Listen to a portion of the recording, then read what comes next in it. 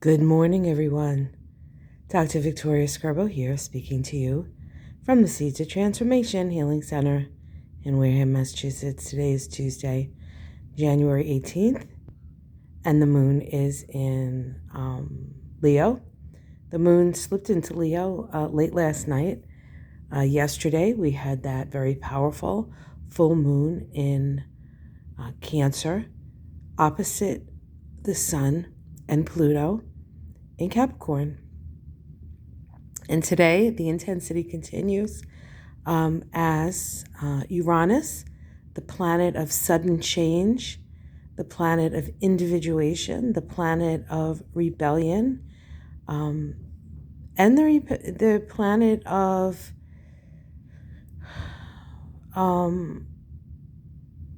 freedom from the known, as Jeff Green calls it, stations direct today after 5 months of being retrograde. When the outer planets change direction, it takes them a while. It takes a long time. Now, of course, changing direction isn't actually changing direction. It's just, it looks like from our perspective on Earth that the planet is moving backwards, moving forward, changing direction. It actually always goes forward.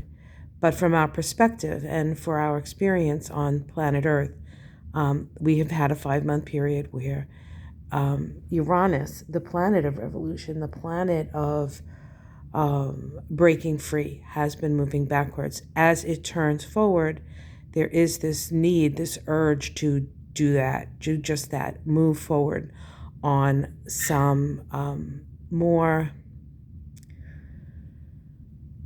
perhaps experimental, out of the box, different, unexpected sort of surges forward. And that's a very powerful thing. And sometimes when Uranus does that, we can see, and because Uranus is in Taurus at this time, we can actually see Earth changes. And it's interesting because it takes about 7 days for the whole process of the turnaround to happen, and where it sort of sits still and then sort of turns around. And today is the 18th, so 6 days ago was the 12th, and on the 13th there was that volcanic eruption in Tonga. Back in 2018, when Uranus first moved into Taurus, we had Kilauea, and it was in Taurus from May to November, I think it was. And at that time, and then it moved back into Aries for a short period before it went into Taurus for good in 2019, where it would stay for 7 years, right? So Uranus spends 7 years in a sign. And so when it did that, Kilauea stopped. So Kilauea started, and then when it moved back into Aries, Kilauea sort of calmed down. And now we have this change, and we see this explosion in Tonga, and we can expect other Earth changes to occur as well throughout the time that Uranus is in Taurus. And Uranus is in Taurus until 2025, 26.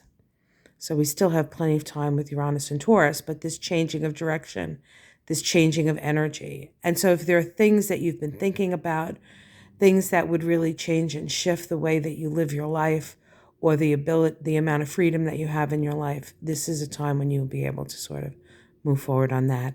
So as we're talking, I'm just focused on my Earth fairy, which I think is pretty accurate, because, of course, Uranus is in Taurus. Now, speaking of Taurus, this Taurus story is not over. Today, shortly after Uranus changes direction, the nodes of the moon shift. The true nodes of the moon shift into Taurus and Scorpio. They have spent 18.6 months in North Node in Gemini, South Node in Sagittarius.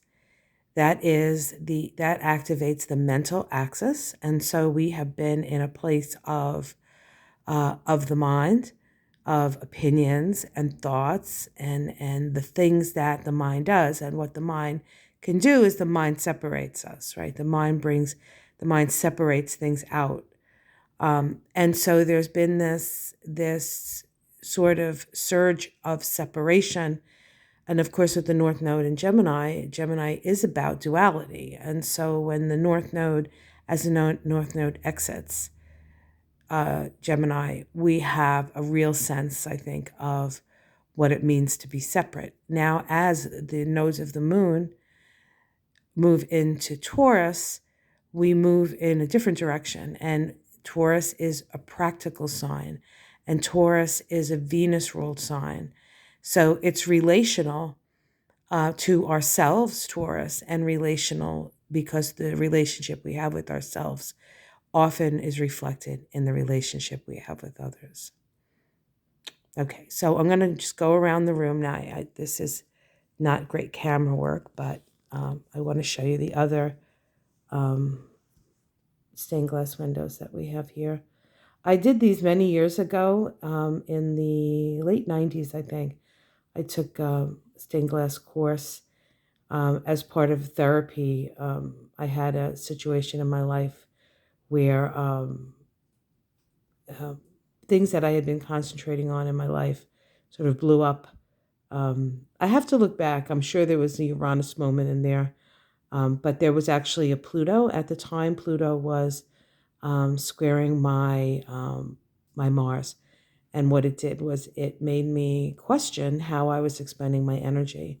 So I changed expending my energy from taking care of situations that perhaps on some level were none of my business, that I made my business, and that kind of stuff just like blows up in your face. So what came out of a very challenging period was this creative urge to learn how to do stained glass, and that's how these became in.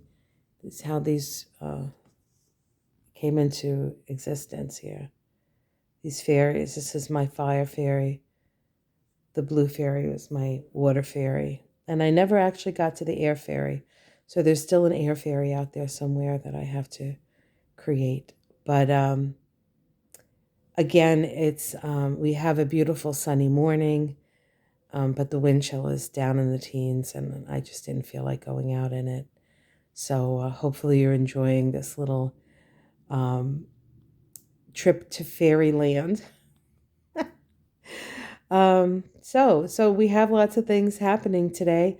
And incidentally, Venus, the ruler of that North Node, is still retrograde in Capricorn. And so because of that, the energy of Venus retrograde in Capricorn will occur over the next 18.6 months. So there's a reconsideration of our values. There's a reconsideration of our relationship to authority, both outer authority and our own inner authority. So those are all kinds of themes that are going to be going on with this North Node in Taurus. And we can't forget the South Node, right? Because the South Node is part of this whole complex. So the South Node in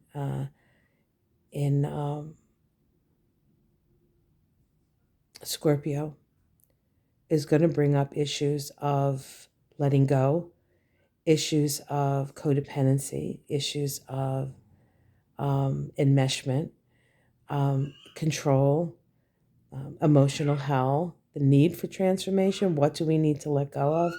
We're being asked, what do we need to let go of in a sign that's all about letting go? So there are a lot of things that are going to be moving through our lives, and certainly a need to let go of those things that are too burdensome, perhaps, are not essential in our lives, as the North Node is in the sign of our essential needs. So we're going to figure out exactly what we need and what we don't need. And our lives will go from there. The ruler of the South Node is Mars and Pluto. Mars right now is at about 25, 26 degrees of Sagittarius, just came off a square from Neptune. And it's conjunct the galactic center. The South Node also deals with talents and abilities we bring forth.